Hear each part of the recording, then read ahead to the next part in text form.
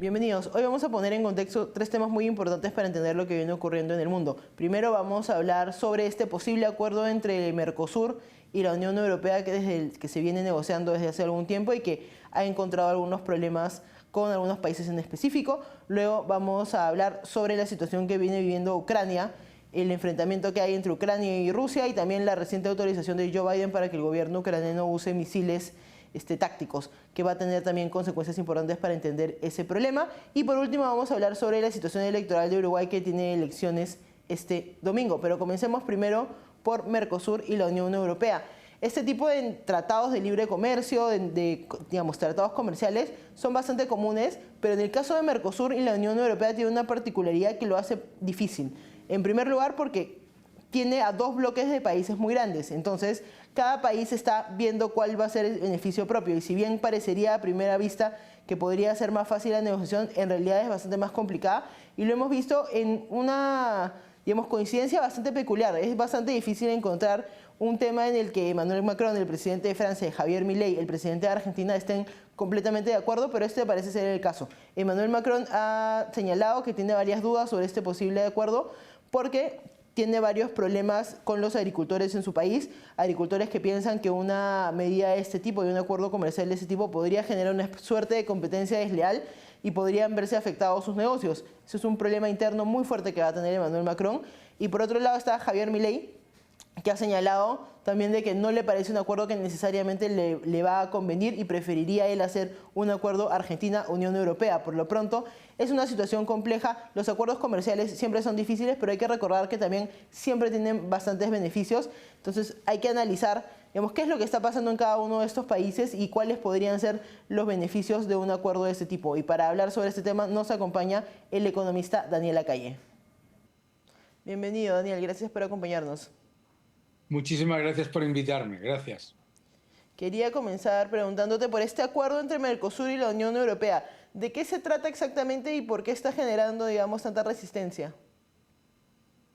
La principal razón por la que genera resistencia es porque Francia siempre ha estado reticente a este acuerdo.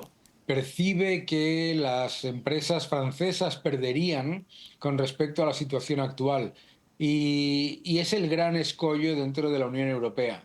Sin embargo, el acuerdo de Mercosur es un acuerdo que es beneficioso para todo el mundo. Hay que entenderlo como un acuerdo que hemos visto en el pasado ejemplos similares en los que se ha dado un fortalecimiento del crecimiento de las exportaciones por parte de las dos áreas, ¿no? Y en Estados Unidos, por ejemplo, pues la renegociación del NAFTA fue muy exitosa. Por lo tanto, el problema en la Unión Europea está centrado básicamente en Francia. También ahora probablemente Italia tenga reservas, pero hay que recordarles a todos que es un acuerdo muy positivo.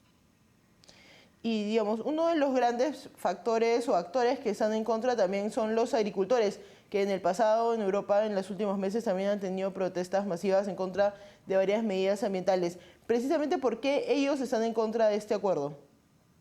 Bueno, hay una percepción entre el mundo de la agricultura que un acuerdo como Mercosur va a beneficiar a países que no tienen las trabas burocráticas, fiscales y medioambientales que tienen ellos, y por lo tanto que van a salir perjudicados. Pero claro, eso se soluciona con mayor nivel de liberalización en el mercado europeo. Es decir, no se soluciona poniéndole barreras al comercio con los países de América Latina, sino eliminando las trabas burocráticas, fiscales y regulatorias que existen en la Unión Europea. Por lo tanto, los agricultores tienen derecho a protestar, pero no, pero están orientando sus protestas a algo equivocado. Deberían estar protestando contra sus gobiernos. O sea, tú dirías que es más un problema de regulación de la Unión Europea que de una posible competencia desleal. Por supuesto, porque no hay ninguna competencia desleal. Hay demanda suficiente, hay un mercado muy potente. Ellos también se verían beneficiados vendiendo sus productos en el extranjero Por lo tanto, es una cuestión simplemente de mirar al verdadero problema. Y el verdadero problema es el exceso regulatorio, fiscal y burocrático de la Unión Europea. ¿Y tú crees que con esta nueva ola de protestas de los agricultores, esta puesta, digamos, en duda de este posible tratado de Mercosur, eso podría llevar a que países como Francia, por ejemplo, reduzcan sus regulaciones o de que se ponga un poco en duda las regulaciones ambientales que impone la Unión Europea? Lo dudo. Es triste, pero lo dudo. Probablemente se utilice las protestas de los agricultores, protestas legítimas por otro lado, para introducir todavía más barreras al comercio con América Latina. Y, digamos, uno de los argumentos es precisamente, digamos, yendo por el camino de que podría ser una especie de competencia desleal, o al menos ese es el argumento que se usa, que favorecería a los países de América Latina que tienen, digamos, menos barreras burocráticas para sacar sus productos, pero para el lado de América Latina, el gobierno de Javier Milei, por ejemplo, ha mostrado estar en desacuerdo con este posible acuerdo económico. ¿Por qué crees que es eso?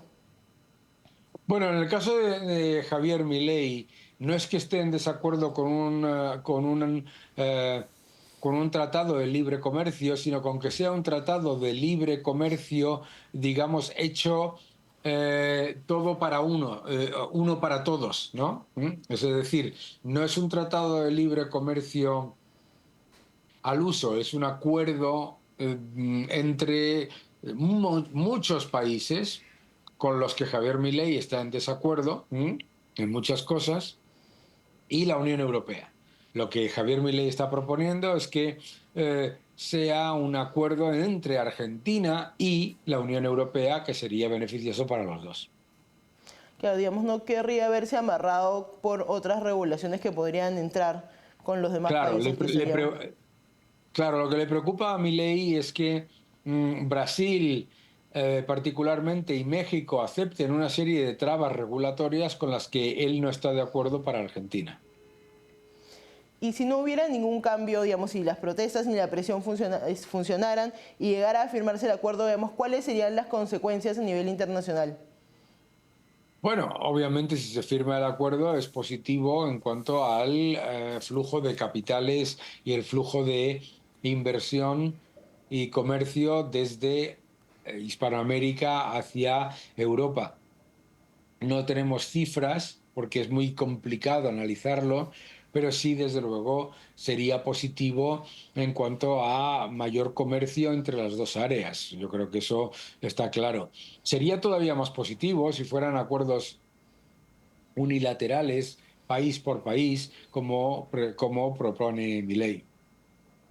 Y vamos yendo a las políticas de la Unión Europea, porque hemos hablado bastante de eso. ¿Tú dirías que van más hacia un mercado un tanto abierto o un poco ya más restrictivo? No, las políticas de la Unión Europea van claramente hacia un mercado más restrictivo. Claramente, utilizando la excusa medioambiental, la excusa regulatoria y la excusa fiscal, claramente menos abierta al comercio libre.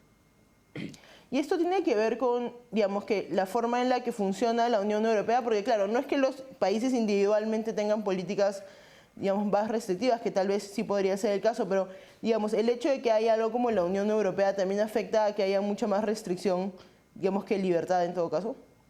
Seguro, seguro, porque desafortunadamente cuando se tiene que acordar algo entre 27 países, es mucho más fácil ponerse de acuerdo en aceptar barreras al comercio que en aceptar aperturas comerciales. ¿Y tú dirías que este tipo de acuerdos podría terminar generando un poco de desgaste en ese tipo de organizaciones como la Unión Europea? En un acuerdo como el de Mercosur, ¿te refieres? No, o sea, digamos, esos acuerdos políticos que hacen de regulaciones ambientales que terminan generando problemas internos Ah, podrían bueno, terminar desgastando la imagen de la Unión sí, Europea. eso claramente está teniendo un impacto en la Unión Europea en los procesos electorales, ¿no? Claramente, la victoria de Meloni, el avance de Le Pen, etcétera, son señales precisamente de eso y vamos a verlo también en las elecciones alemanas con alternativa por Alemania. Claro, y de repente también reflejan algunos cambios estructurales que tendrían que hacerse en la Unión Europea, que es una pregunta Claro. que quiero hacerte, pero primero vamos a una pausa y volvemos.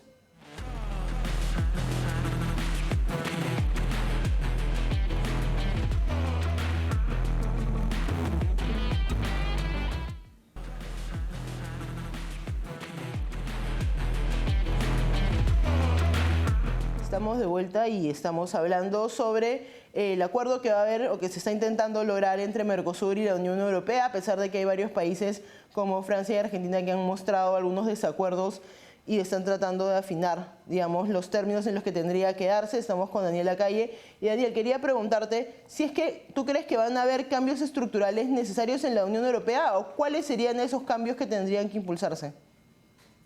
Bueno, yo creo que si vemos el informe Letta, el informe Draghi, los dos apuntan a un problema de competitividad, un problema de exceso de regulación y un problema de elevados impuestos. Yo creo que esos son los grandes problemas. Son difíciles de solucionar, pero claramente esos son los dos grandes problemas. ¿Y tú crees que Los en tres, perdón. los nuevos gobiernos que están entrando a países europeos o las nuevas alternativas políticas buscan afrontar exactamente esos problemas? Yo creo que al menos suponen un cambio en la forma de pensar sobre esos retos, ¿no? El caso de Meloni ha sido muy evidente. Por lo tanto, no sé si van a solucionarlo todo, pero sí que suponen un cambio en cuanto a la tendencia. Y aprovechando que estás acá, me gustaría preguntarte por un tema un poco más coyuntural, tal vez lo que ha ocurrido desde ayer en España con el tema del empresario español Aldama, que digamos, ha ido a la Fiscalía a testificar, a autoincriminarse una serie de, digamos, un esquema de corrupción que involucraría a funcionarios del PSOE, del partido de gobierno de Pedro Sánchez, con casos de corrupción bastante fuertes con los que hemos hablado en el pasado, el caso Coldo, por ejemplo, la vinculación con la esposa del presidente. Digamos, si nos puedes explicar más o menos qué es lo que ha pasado en España ayer. Bueno, este comisionista que está implicado en ese caso que tú has comentado, el caso Coldo, había pedido su inmediata liberación eh, y se le había denegado. Probablemente al ver que se estaba intentando conformar por parte del gobierno una, ide- una, un chivo expiatorio en el que se convirtiese él en el culpable de toda la trama de corrupción, pues probablemente por eso pidió la comparecencia ante el juez para decir primero que estaban involucrados el propio presidente, Pedro Sánchez, ministros, la mujer del presidente, el secretario de organización del Partido Socialista y que las relaciones entre todos ellos, junto con la mujer del presidente, en no solamente el caso Coldo, que es un caso de una trama de corrupción y de comisiones ilegales, sino el caso del Seagate, por el cual bueno, pues se metieron en España toda una cantidad de maletas de manera ilegal por parte de la vicepresidenta de la narcodictadura venezolana, el del Seagate, el caso Coldo y las implicaciones del Partido Socialista y del gobierno, pues eso es lo que el señor Aldama argumenta como elementos esenciales. El Partido Socialista y el gobierno han dicho inmediatamente que el señor Aldama está mintiendo. Por supuesto, ¿no? Pero sabemos, por otro lado, que el gobierno y el Partido Socialista se han negado a ofrecer los datos del registro de visitas del Palacio de la Moncloa, donde reside el presidente del gobierno, y se han negado a dar el registro también de todo aquello que había ocurrido con los vuelos del avión oficial del presidente a República Dominicana. Tenemos, por supuesto, un periodo largo en el que va a haber un montón de acusaciones, pero de momento, pues esa es la situación. Creo que una de las declaraciones más fuertes tal vez es la cantidad de reuniones que tuvo con la esposa del presidente, que Pedro Sánchez pidió conocerlo y mandar un poco el mensaje también de que siga haciendo lo que estaba haciendo porque, digamos, era algo bueno para sus intereses. Pero quiero preguntarte especialmente por el vínculo con Venezuela, porque una de las declaraciones Aldama dice que cuando el gobierno de España reconoce a Juan Guaidó como presidente legítimo de Venezuela, ahí es cuando comienza, digamos, un poco más la presión al gobierno de España por el régimen de Nicolás Maduro. Entonces quería saber si nos podías explicar un poco más esta vinculación, digamos, ya tan profunda que parece haber entre el gobierno de Nicolás Maduro y Pedro Sánchez. Sí, el nexo de unión entre el régimen de Nicolás Maduro, la vicepresidenta del SIGI y Rodríguez, y el gobierno de Sánchez viene a través del expresidente del gobierno de España, José Luis Rodríguez Zapatero, que es una persona muy vinculada a Venezuela y muy vinculada a las negociaciones del régimen de Nicolás Maduro. La decisión del gobierno de España, junto con el resto de la Unión Europea, de reconocer a Juan Guaidó como presidente legítimo de Venezuela cuando ocurrió este caso, vino acompañada de una reacción muy negativa por parte del régimen, según los medios de comunicación, que exigió a España que cambiase de opinión. Por supuesto, España dentro de la Unión Europea no podía cambiar la opinión de la Unión Europea con respecto a las elecciones. Entonces, lo que se creó desde entonces fue una reorientación del vínculo que parece indicar que llevaría al blanqueamiento de grandes cantidades de oro por parte del régimen de Maduro a través de España. Y luego de que ha explotado todo este tema, Aldama ha dicho que él tiene las pruebas y además, digamos, estando en un caso en el que se está autoincriminando en, digamos, eventos que la Fiscalía todavía no tenía claro, parece que, digamos, tiene bastante credibilidad su testimonio. Pero frente a esto, los líderes políticos, ¿cómo han reaccionado? Entiendo que Feijóo ha hablado de una posible moción de censura que va a tratar de encontrar los votos. Por ahí Vox también está en la misma línea, pero no quiere que se sea, digamos, frente a los movimientos independentistas. ¿Tú crees que es posible que prospere una moción de censura? Es complicado, pero no imposible. Yo creo que es difícil una moción de censura porque los socios de gobierno actualmente tienen un vínculo con Sánchez muy fuerte que viene en lo económico, ¿no? En una cantidad gigantesca de transferencias y de acuerdos que benefician a las minorías. Pero no es imposible, habrá que verlo. ¿Y te parece que están tomando los movimientos de derecha, en todo caso, digamos, la posición correcta para apretar al gobierno o todavía crees que se podría hacer más? No, yo creo que claramente el Partido Popular y Vox tienen que ser mucho más contundentes en cuanto a la labor de oposición cuando ha salido desde hace meses toda esta cantidad de casos de corrupción que cada vez son mayores y que están todos alrededor del presidente del gobierno. Digamos, ¿tú crees que esto tiene un efecto en la percepción que tienen los ciudadanos de Pedro Sánchez? Sí, hombre, es claramente. El gobierno dice que no, pero no se atreve a convocar elecciones anticipadas. Claramente lo tiene. Sí, y tal vez una muestra de la desaprobación es lo que pasó hace algunas semanas en Valencia con la ANA cuando fue Pedro Sánchez ahí y fue recibido, digamos, de una forma no muy favorable. ¿Crees que ha manejado, digamos, este tema de los desastres naturales de una buena manera? No, hombre, la acción del gobierno ha sido de incompetencia absoluta, ¿no? El gobierno ha estado completamente fuera de toda la acción durante días, ¿eh? Y la acción de la ministra Teresa Rivero ha sido, bueno, absolutamente inaceptable, ¿no? Aquí ha habido todo tipo de errores por parte de las autoridades, pero particularmente negativos son los errores llevados a cabo por el gobierno porque se han hecho por inacción teniendo todos los recursos. ¿Y tú crees que esto afecta al Partido Popular en Valencia porque es el gobierno del Partido Sí. Popular, pero también al PSOE? Digamos, ¿tú crees a quién crees que se le asigna mayor culpa en este caso? Yo creo que ambos, ¿m? Probablemente de manera incorrecta, porque la la responsabilidad del gobierno central es muchísimo mayor ante una catástrofe de este nivel y porque debería haber enviado el ejército, pero yo creo que la opinión pública es básicamente muy enfadada con los políticos en el poder, ¿eh? Y por lo tanto con ambos.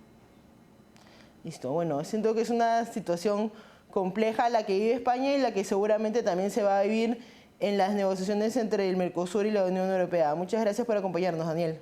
Siempre un gusto, gracias. Vamos a una pausa y volvemos.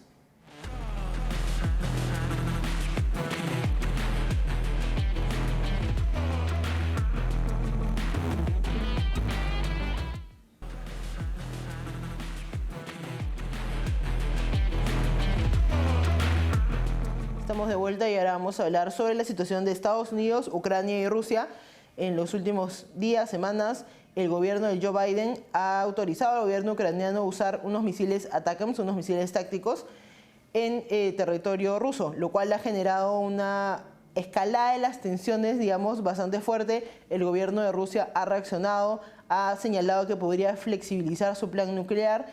Tengamos en cuenta que además esta intensificación del conflicto se da en un momento bien particular, porque ya estamos en los últimos días del gobierno de Joe Biden y después de la victoria de Donald Trump se había dado a entender que se estaba dando el camino para una solución diplomática. Zelensky había aceptado que la situación iba a ser diplomática y Vladimir Putin había dicho o había dado señales de que estaría dispuesto a sentarse en la mesa para negociar una salida que seguro tendrá varios requisitos de su lado y también varios requisitos del lado de Zelensky, pero parecía todo encaminado a una posible salida diplomática de este conflicto, lo cual se va a complicar bastante por lo que ha pasado en los últimos días. Esta especie de, digamos, intercambio de misiles, la narrativa desde Rusia también y la narrativa desde Estados Unidos está cambiando, lo cual podría tener consecuencias geopolíticas importantes de cara al nuevo gobierno del presidente republicano. Entonces vamos a analizar todo eso, qué son exactamente los misiles ATACMS, qué consecuencias puede tener en Ucrania, en Rusia y qué consecuencias puede tener para todos los países en el mundo que están esperando que este conflicto termine pronto. Para hablar sobre este tema nos acompaña el investigador del Centro para una Sociedad Más Libre y Segura, Hugo Achá. Bienvenido, Hugo, gracias por acompañarnos. Un placer como siempre, a sus órdenes. Me gustaría comenzar, digamos, preguntándote por lo más básico, ¿qué son los misiles ATACMS y por qué, digamos, son significativos en el conflicto que se vive en Ucrania? Bueno, esto que te voy a decir te va a parecer un poco árido, pero es necesario desde el punto de vista de la narrativa que se intentó imponer y que ha terminado beneficiando al Kremlin. El ATACMS no es un arma de largo alcance estratégico. Es un sistema de largo alcance en el sentido táctico, de ahí su nombre. La sigla ATACMS se refiere a un misil de alcance táctico.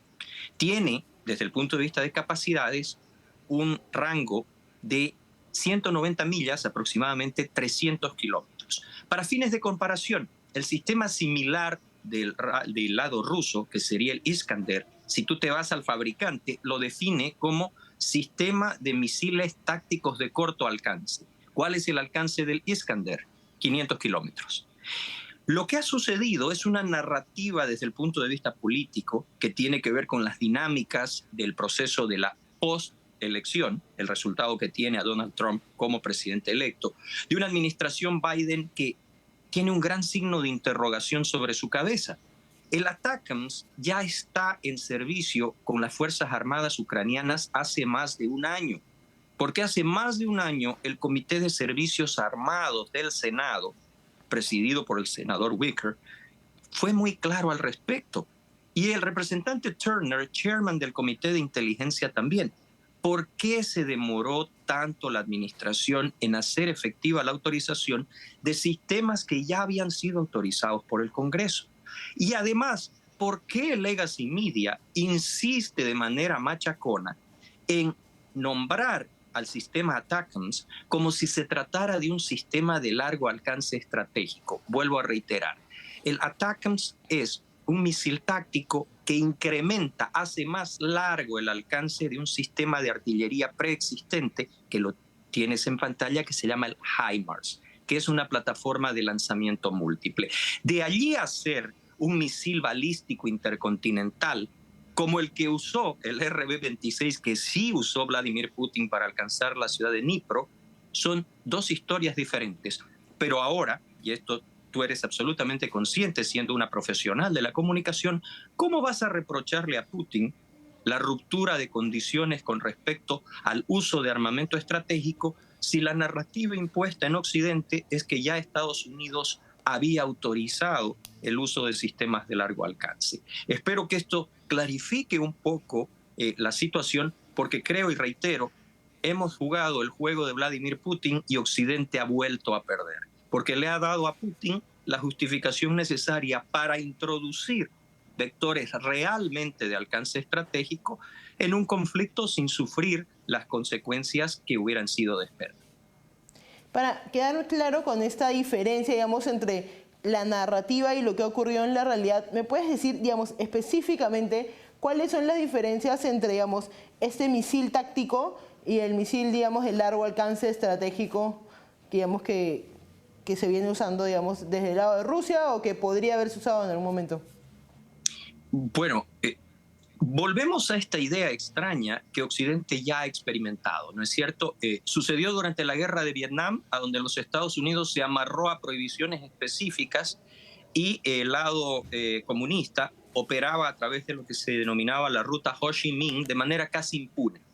Y el Congreso de los Estados Unidos y la Casa Blanca, nombres como Kissinger o McNamara, restringían las posibilidades de las Fuerzas Armadas de Estados Unidos y les marcaban los blancos que se podían y no se podían atacar, les daban restricciones en términos de lo que se llamaban las reglas de envolvimiento, de lo que en inglés se denomina Rules of Engagement, y se terminó perdiendo desde lo político un conflicto que desde lo militar se hubiera podido ganar. Fue lo mismo que sucedió, quiera o no, en Irak, en Afganistán, ha sucedido en la denominada guerra contra el terrorismo, pero en este caso estamos jugando con una potencia convencional, con amplias capacidades que además ha integrado sus sistemas y capacidades con actores híbridos, por ejemplo, crimen organizado. ¿Qué significa esto en términos prácticos para abordar tu pregunta? Los Estados Unidos le da, reitero esto, la autorización a los ucranianos para operar el sistema ATACMS en territorio ruso. Simple y sencillamente este sistema, que ya está, y quien quiera verificarlo, en operaciones con la 27ª Brigada de Artillería del ejército ucraniano hace más de un año. Pero si vamos a hablar de que ya vectores norteamericanos han alcanzado territorio ruso, déjame decirte lo siguiente. En la ofensiva ucraniana que produjo la ocupación de un sector de territorio ruso que el mundo conoce como el saliente de Kursk, la misma brigada operó artillería remolcada de tipo M777 para abatir blancos rusos durante esa operación. O sea que ya se han usado sistemas norteamericanos en territorio ruso. Lo puntual, le extendiste ese alcance hasta los 300 kilómetros. Puedes atacar blancos en Briansk, blancos en el área cercana a Belgorod, pero ¿qué hace el otro lado? Cuando Putin bombardea las ciudades ucranianas, usa Iskander, Kinzhal, ahora ha usado el RB-26, que vuelvo a reiterar, esta vez sí, por primera vez en la historia, quiero ser muy claro en esto, por primera vez en la historia de la humanidad en un conflicto convencional, una potencia ha utilizado de manera efectiva un misil balístico de alcance intercontinental. ¿Qué es un misil balístico de alcance intercontinental? En este caso, el RB-26 tiene un alcance comprobado, no quiere decir que sea el alcance máximo, de 5.800 kilómetros. Puede atacar blancos en territorio norteamericano. Entonces, el mero hecho de haberlo disparado plantea una serie de cuestiones que le dan la ventaja a Putin. Lo puede disparar, como las informaciones de inteligencia parecen indicar, desde el macizo eurasiático. Puede dispararlo desde distancias inconmensurablemente superiores y puede testar equipamiento que sí le dan unas capacidades que pudieran ser utilizadas en un conflicto nuclear. Todo porque ha habido un debate de naturaleza político y una falta de claridad en la media para no caer en esa trampa y generar la narrativa que ha beneficiado al adversario. ¿Y por qué crees tú entonces que Joe Biden ha tomado ahora la decisión, digamos, de dar esa autorización al gobierno ucraniano de usar estos misiles? Y si es que, como bien dices, tenía ya la aprobación del Senado desde mucho antes. Esa pregunta ha estado flotando acerca de otros sistemas de armas. ¿Por qué fue tan lenta la dotación del sistema de armas asociado a la aeronave de combate F-16? ¿Por qué se le daban tantas restricciones a aliados como la Gran Bretaña para presionarlos en que no diera esta misma autorización para el uso del sistema de armas Storm Shadow? Me da la impresión de que nos hemos olvidado de la historia, algo que reciente, algo que hemos conversado contigo. En el marco de lo que puedes documentar, la invasión de Crimea y el ataque y la invasión que tiene hoy día la Federación Rusa en contra de Ucrania se dieron en la presidencia de Barack Obama y de Joe Biden. ¿Quién otorgó las capacidades efectivas, fundamentalmente las capacidades anticarro, con las cuales los ucranianos consiguieron contener la denominada Operación Militar Especial? El señor Donald J. Trump en su primera presidencia. Él entregó los Javelin. ¿Quién permitió el entrenamiento de tripulaciones en unidades de la Guardia Aérea Nacional de los Estados Unidos y financió el entrenamiento para el cambio de doctrina de las Fuerzas Armadas ucranianas, fundamental para que Ucrania hubiera podido resistir el ataque ruso en la invasión? Básicamente, el mismo Donald J. Trump en su primer periodo. Y ahora resulta que nos vendieron la narrativa de que Donald J. Trump iba a abandonar a Ucrania. ¿Que vamos hacia una solución diplomática? Sin duda. ¿Que probablemente sea un logro de esta administración? Sin duda. Así que contestando a tu pregunta, muchos factores pueden haber jugado. Uno de ellos, el lado político. El lado político de un partido demócrata todavía en shock. Todavía en shock, claramente, porque no esperaba perder la elección presidencial.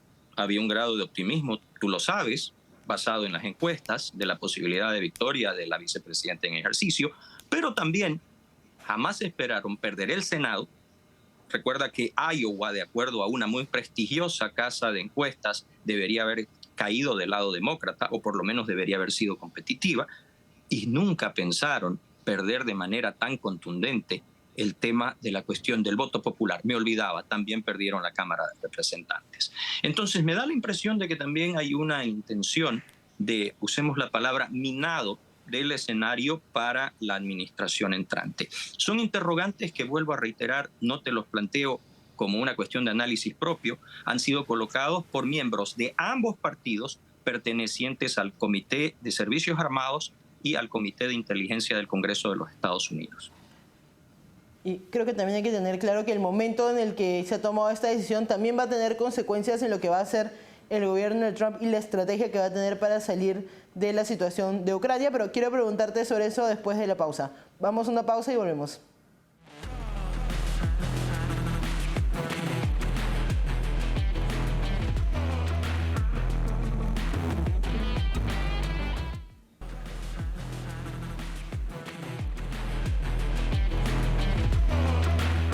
Estamos de vuelta y seguimos conversando sobre la decisión del gobierno de Joe Biden de autorizar el uso de misiles ATACMS en el caso de Ucrania y su conflicto con Rusia. Y Hugo, quería preguntarte por eso, porque el timing de la discusión, de la decisión, digamos, es bastante complicado de entender. Como bien dices, hay varios factores que lo pueden explicar, pero ¿qué consecuencias puede generarle al gobierno de Donald Trump que asume funciones en enero? Bueno, la primera de ellas ya la hemos descrito, ¿no es cierto? Le has otorgado la iniciativa estratégica a tu adversario para el despliegue de medios realmente de largo alcance. Le has otorgado la ventaja estratégica de que ahora cada vez que el Kremlin lance un misil intercontinental, vas a tener que tener todo el sistema de protección, por ejemplo del NORAD, para monitorear qué sucede. Porque estás usando ahí sí vectores de un largo alcance estratégico real. Lo segundo, complica en buena medida algo que Donald Trump había intentado construir en la previa. Tú debes recordar que ante la narrativa, otra vez de Legacy Media, de que Trump abandonaría a Ucrania, y un poco ayudado, hay que ser balanceados en esto, en el esfuerzo proselitista muy efectivo del señor Trump, que dijo que resolvería el problema en 24 horas, hay que ser muy claros. Quien esté esperando que el presidente Donald J. Trump asuma y en 24 horas termine la guerra, Todos lo desearíamos porque ¿quién puede no desear la paz? Pero es un poquito de lo que en inglés se dice wishful thinking, ¿no es cierto? Donald J. Trump recibe a Zelensky, tú debes recordar las imágenes históricas después de la Asamblea General de la ONU en Nueva York. Y Zelensky sale y dice algo muy claro, que lo ha repetido hace pocas horas atrás. El final de esta guerra va a ser diplomático. Está claro que el final de esta guerra va a ser diplomático por una serie de razones.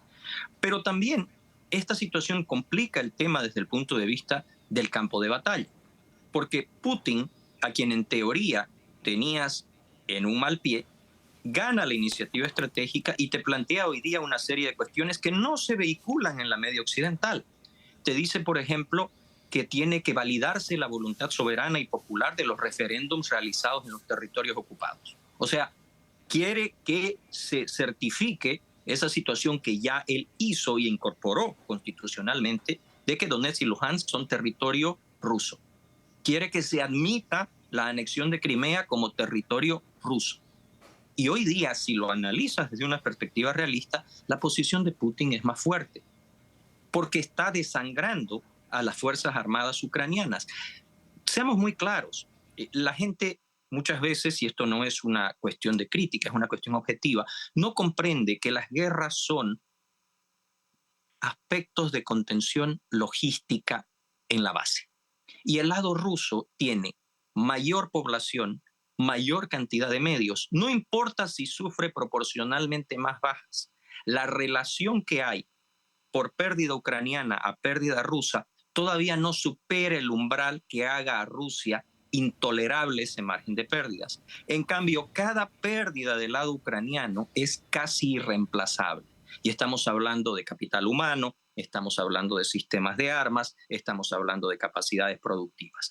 Cuando debió dotarse a los ucranianos de la capacidad de una cobertura aérea, de sistemas de armas tácticos de largo alcance para poder batir la retaguardia profunda e impedir el aprovisionamiento de los rusos, lamentablemente, como lo dicen los congresistas en estas instancias que mencioné anteriormente, no se dio. Estás en una guerra de desgaste, estás jugando la partida de Vladimir Putin y además le has cedido la iniciativa estratégica. Complicado el panorama que recibirá a Donald J. Trump en la Casa Blanca y muy posiblemente al senador Marco Rubio como secretario de Estado norteamericano. Y justamente sobre Putin, digamos, se ha incrementado también la narrativa de la amenaza nuclear. ¿Qué tan real crees que es, digamos, esta nueva narrativa, este nuevo discurso desde Rusia de que podría comenzar a usarse armas nucleares? O al menos flexibilizar la doctrina nuclear que tienen. Mira, hay que dividir esto en dos partes. Putin tiene un proyecto. Es un proyecto autocrático, autoritario, donde él combina sus capacidades y las de su entorno como ex agentes de inteligencia soviéticos con el crimen organizado. Esa es la estructura de poder rusa, pero tiene mucho más claro el concepto estratégico a mediano y corto plazo. ¿A qué me refiero? Recordemos, Putin modifica la constitución rusa, acepta como límites arficinios aquellos del imperio zarista. En perspectiva, ¿qué significaría esto? Deberían desaparecer las repúblicas del Báltico, Finlandia debería retornar a la esfera rusa, buena parte de Polonia debería también desaparecer, la frontera occidental sería el Vístula, Rumania perdería buena parte de sus territorios, Moldavia desaparecería, Ucrania completamente fuera de cualquier perspectiva de existencia independiente. Y esto la media occidental no lo debate, porque esto le da a Putin un marco legal, porque además es inconstitucional considerar la cesión de territorios que sean rusos. Y aquí fíjate la anterior respuesta que yo te daba. Ya en su concepto jurídico que él proyecta hacia el mundo, los territorios ocupados son Rusia. Entonces Vladimir Putin te juega una partida geopolítica magistral. Y entre tanto se va aprovechando de situaciones de disfuncionalidad de la OTAN. Porque cuando hablamos de la OTAN, se tiene la impresión de que es una organización monolítica. Entre las vacilaciones españolas, los titubeos franceses, la firmeza polaca, la preocupación extrema de Lituania, Latvia, Estonia y hoy Finlandia y Suecia, hablamos de diferentes perspectivas. Es más, los países que te nombraba en el orden que los mencioné, los últimos de ellos, están cumpliendo más allá de lo establecido con sus aportes a sus gastos en defensa, mientras que la Europa occidental sigue siendo muy renuente a invertir en esto. Y sin embargo, quien crea que Putin, si le ceden absolutamente en todas sus demandas, se detendrá en las estepas ucranianas, se va a llevar un chasco. La historia nos enseña que cuando se cede a los regímenes autoritarios, solamente se pavimenta la ruta para su próxima demanda. Putin tiene muy claro el concepto que él tiene de la perspectiva de Rusia nuevamente admitida en el concierto internacional como una potencia de alcance global. Que en el camino está apostando cosas muy riesgosas, eso no lo voy a discutir. Hoy día tiene buena parte de su economía rehén del financiamiento chino, le ha entregado buena parte de su tecnología a instancias que el día de mañana pueden ser o adversarios o operar independientemente, le hace la propia China, le hace Corea del Norte, pero él tiene claro lo que él quiere. Él quiere el predominio absoluto sobre Europa como el hegemón que pueda decidir vida y destinos y retorne a Rusia al rol que tuvo durante la etapa napoleónica, al rol que tuvo durante el periodo soviético. Y en eso Putin tiene hoy claramente la figura estratégica más clara que cualquier líder occidental. Digamos, y ya yéndonos, digamos, fuera de solo Ucrania o solo Rusia, ¿cuál ha sido la reacción del resto de gobiernos aliados en Europa frente a esta autorización de Joe Biden? Bueno, es curioso porque archivos de programas como el tuyo nos sirven de mucho, ¿no es cierto? Hoy día una de las voces más firmes en Europa es Macron. Curioso, ¿verdad? El mismo Macron que viajó a Moscú, que dijo que había que ceder en todo a Vladimir Putin, que se sentó en aquella larga mesa, recordarás aquella imagen histórica, ¿no es cierto? Él a un extremo de la mesa y del otro lado un Vladimir Putin que apenas se fue, el señor Macron de Rusia lo ridiculizó, se burló de él, y que ahora entiende esta situación, porque mira, otra vez, no es opinión, no eres tú, no soy yo. Los juegos de guerra que se realizan al interior de la OTAN hablan de un conflicto de escala entre la organización y la Federación Rusa alrededor del año 2030.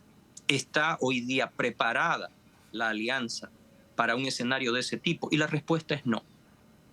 La ocupación militar de los países del Báltico se daría en horas.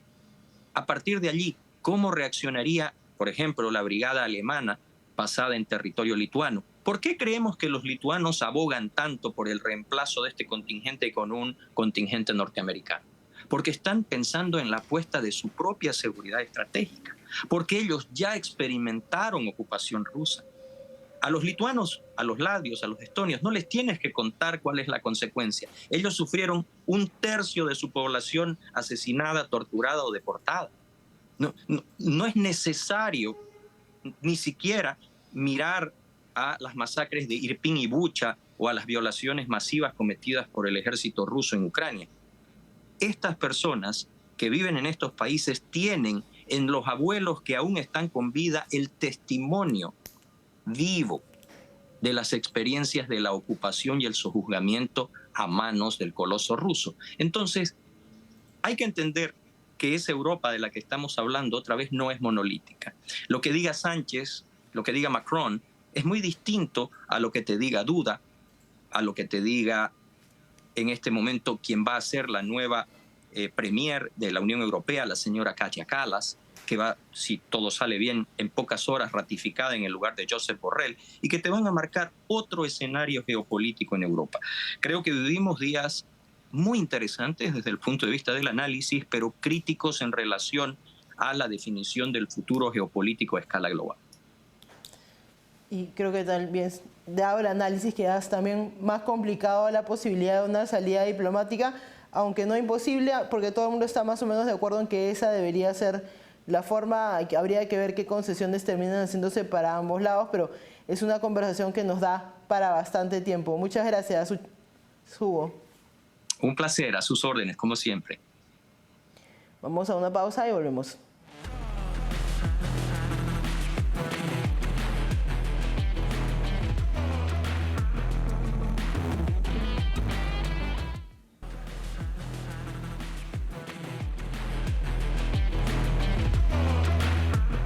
Estamos de vuelta y ahora vamos a hablar sobre la situación electoral de Uruguay el domingo tiene su segunda vuelta y como hemos hablado ya en este programa antes, es una segunda vuelta que te parece más pareja de lo que inicialmente parecía que iba a ser el caso. Cuando salieron los resultados en primera vuelta parecía claro que el candidato del Frente Amplio, Yamandu Orsi, que es el candidato de la oposición, había logrado una cantidad muy alta de votación con una diferencia significativa del segundo puesto, que es Álvaro Delgado, que es el candidato, digamos, oficialista, pero la campaña ha ido ocurriendo, han pasado ya algunas semanas de esa conversación y claramente preparándose ya para la segunda vuelta, los resultados seguramente serán bastante más cercanos y hay que analizar bastante, hay que analizar cómo ha ido la campaña, cuáles son los planes de gobierno de ambos candidatos y cuáles podrían ser las consecuencias de la victoria de alguno de ellos. Para hablar sobre esos temas, nos acompaña desde Uruguay la economista e investigadora del Centro de Estudios para el Desarrollo, Débora Eilender. Bienvenida, Débora. Muchas gracias, Araceli, es un gusto estar acá. Como vos bien decías, este domingo 24 de noviembre vamos a estar viviendo un proceso electoral en Uruguay. La ciudadanía elige quién quiere que sea el próximo presidente desde el 2025 hasta el 2030. ¿Quién nos va a estar gobernando? Las dos opciones tenemos, por un lado, Yamandu Orsi, es el candidato del Frente Amplio que representa a la oposición, que es quien es el partido que obtuvo, como vos bien decías, la mayoría y la votación más alta en la primera vuelta que tuvimos en octubre. Tuvo un porcentaje alrededor del 44%, mientras que del otro lado tenemos a Álvaro Delgado, candidato del Partido Nacional, que representa, el partido de gobierno representa la continuidad. Álvaro Delgado, si bien su partido y él mismo obtuvieron una votación bastante más baja que el Frente Amplio, de alrededor del 25%, en realidad este gobierno ha estado implementando lo que conocemos como una coalición republicana. No ha gobernado únicamente el Partido Nacional, sino que ha gobernado en conjunto con otros partidos políticos, como también son el Partido Colorado, el Partido Cabildo Abierto y el Partido Independiente. Si sumamos todos estos partidos en conjunto, la votación de la coalición en la primera vuelta en octubre fue superior a la del Frente Amplio, porque fue de 47 puntos. Por eso es que estamos ante un escenario tan cerrado ahora en el balotaje, porque la diferencia que hubo entre ambos, por más de que hubo una ventaja para Álvaro Delgado, fue bastante cerrada y ahora tenemos que ver cómo esto se refleja en esta segunda vuelta, que probablemente haya cierta fuga de votos de parte de la coalición hacia el Frente Amplio, que es lo que se dio por lo menos en la elección pasada, y es lo que esperamos que pase. Por eso es que estamos ante un escenario abierto. En realidad, la vez pasada, el candidato Lacalle Pou, del Partido Nacional, sumado con los otros partidos, había obtenido una diferencia muy amplia con respecto al Frente Amplio de 16 puntos, pero en el momento del balotaje la única diferencia fue de 30.000 votos, una diferencia muy cerrada. Este año tuvimos una elección todavía más justa en primera vuelta y esperamos que el balotaje dé un resultado todavía más justo que la vez anterior. Estamos ante un escenario incierto, en realidad todas las encuestadoras ya han brindado sus resultados, porque ya estamos en lo que en Uruguay conocemos como veda electoral, ya no pueden haber discursos políticos, no se pueden dar nuevas encuestas, las últimas encuestas, las últimas proyecciones de resultados se dieron a conocer ayer, y todas dan una muy leve ventaja para el candidato del Frente Amplio, Yamandu Orsi, muy leve por encima del Partido Nacional y de la coalición republicana, pero lo que tienen todas las encuestadoras pues tienen algo, y es que esta diferencia se mantiene dentro del margen de error. Por ende, ninguno puede asegurar con exactitud quién va a ser el próximo presidente de Uruguay, y no queda otra opción que esperar realmente hasta el domingo de noche para tener los resultados. Creo que es un clásico de América Latina que los países y las elecciones suelen, digamos, darse por un margen muy pequeño y tienes que esperar hasta la última hora para asegurar cuál es el resultado oficial. Quería preguntarte, ha pasado más o menos un mes desde la primera vuelta. ¿Cómo evalúas tú la campaña que han hecho ambos candidatos de cara a la elección que se da el domingo? Bien, en realidad se ha hablado mucho de que esta campaña fue en general bastante quieta, bastante estable, sin demasiadas apariciones ni demasiados debates de ideas hasta el 27 de octubre. Sin embargo, desde el 27 de octubre hasta acá hemos tenido un poco más de movimiento, mucha más aparición de ambos candidatos. en los medios públicos, especialmente el que más se destaca es Yamandu Orsi, que es el que más llama la atención porque es el que menos había aparecido antes de la primera vuelta. Delgado es quien más había mantenido apariciones públicas y ha mantenido y ha continuado con esta transición y con estas ideas. Lo que sí hemos tenido también, que está establecido por ley, es un debate entre ambos candidatos del balotaje. Y este debate fue el domingo pasado, que fue un debate bastante acartonado, por decirlo de alguna forma. No hubo, por el formato que se planteó, no había preguntas cruzadas, no hubo demasiado intercambio entre ambos candidatos, cada uno fue con sus discursos, con sus ideas prearmadas, y no hubo demasiado intercambio entre ambos dos. Este debate tiene esta idea de, bueno, exponer las ideas de los dos partidos que están mirando que posiblemente gobiernen, poder contrastarlos, que la ciudadanía decida con los resultados enfrente o con las propuestas enfrente qué es lo que prefiere. Esta instancia se dio, pero sin embargo ambos candidatos plantearon sus ideas en 5 ejes temáticos y no necesariamente es tan claro si se ha movido la aguja o ha movido la balanza para un lado a favor de alguno o a favor del otro.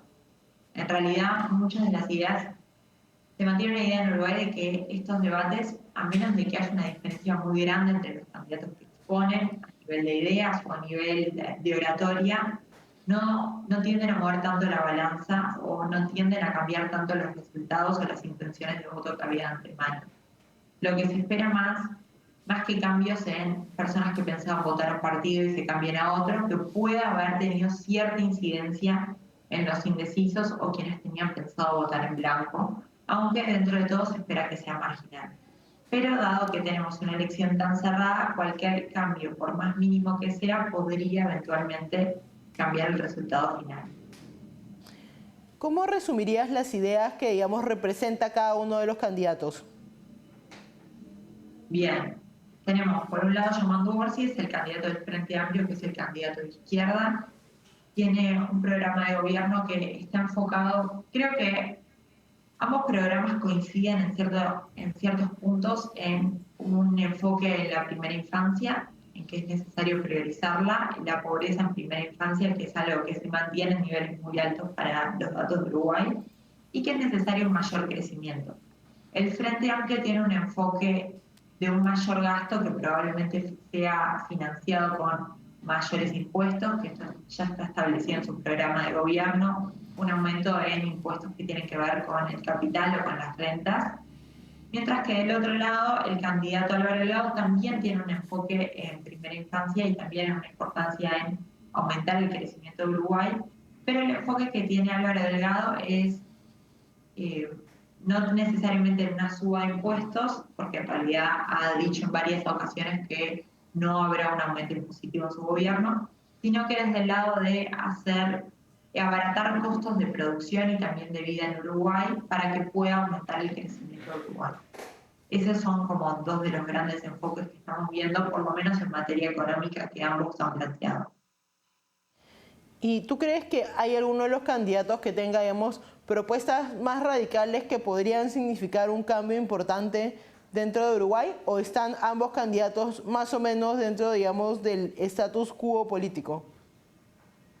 Bien, en realidad ambos candidatos sí se mantienen dentro del status quo, sí es una muy buena pregunta, pero lo que sí hemos visto son expresiones no del candidato a presidente Yamandu Orsi, pero sí de varios integrantes de su partido político acerca de nacionalizar las AFAP. Las AFAP son el pilar de ahorro privado para la seguridad social que tenemos en Uruguay.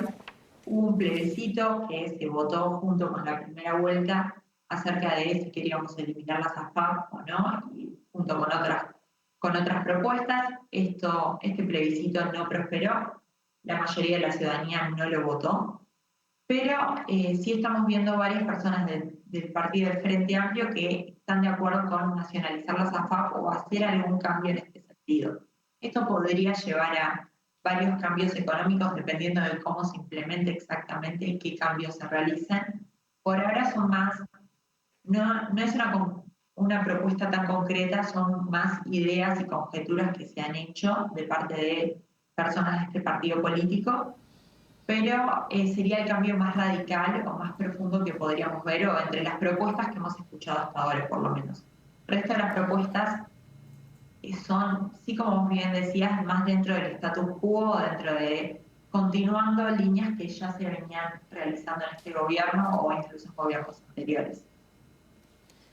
Correcto, que además creo que ya, como son las elecciones del domingo, en las próximas semanas podremos analizar los resultados y cuáles van a ser las consecuencias, no solo para Uruguay, sino también para la región. Muchas gracias por acompañarnos, Débora. Muchas gracias, Araceli, es un gusto. Y bueno, cuando tengamos resultados podemos analizar qué implicancias puede tener para Uruguay y para el resto del mundo, si tenemos un cambio político o si tenemos continuidad. Perfecto, seguramente será una conversación muy interesante porque es un gobierno, además, uno de los pocos gobiernos de derecha que hay en la región en estos momentos. Así que si es que hay un cambio van a haber consecuencias importantes que analizar. Gracias. Muchas gracias a ustedes. Hasta luego. Y ahora quiero ir con las conclusiones del programa. Hemos hablado de varios temas, pero quiero comenzar primero con el Mercosur y la Unión Europea, un posible acuerdo económico comercial que se ve dificultado porque hay varios países que tienen varias dudas, ¿no? Por un lado está Francia, del lado de Europa, que tiene varios problemas internos y con el tema sobre regulaciones, tienen protestas de agricultores a lo largo de Europa, que también ha sido algo que hemos conversado antes. Y por otro lado, el beneficiado, que serían los países de América Latina, tal vez que no tienen las mismas restricciones burocráticas. Hay países como Argentina que no están convencidos de que sea un acuerdo que necesariamente los vaya a beneficiar y están planteando hacer, digamos, acuerdos entre los países específicamente y no necesariamente entre dos grupos, bloques grandes de países. Entonces va a estar interesante ver qué ocurre en los próximos meses en esas negociaciones. También hemos hablado de lo que ha ocurrido en los últimos días en España, luego de que una persona involucrada en el caso de corrupción del partido de gobierno con una serie de empresas ha ido a la fiscalía a declarar, ha dicho que tiene pruebas, se ha autoinculpado, así que en los próximos días se verá qué efectos va a tener esto en el gobierno de Pedro Sánchez. Hemos hablado también sobre la autorización del gobierno de Joe Biden para que el gobierno de Ucrania use misiles ATACMS y las posibles consecuencias que va a tener esto en la política exterior de Donald Trump. No olvidemos que Joe Biden ya termina su gobierno y le va a dejar a Donald Trump, al menos en el caso de Ucrania y Rusia, una situación bastante más complicada de lo que era hace algunas semanas.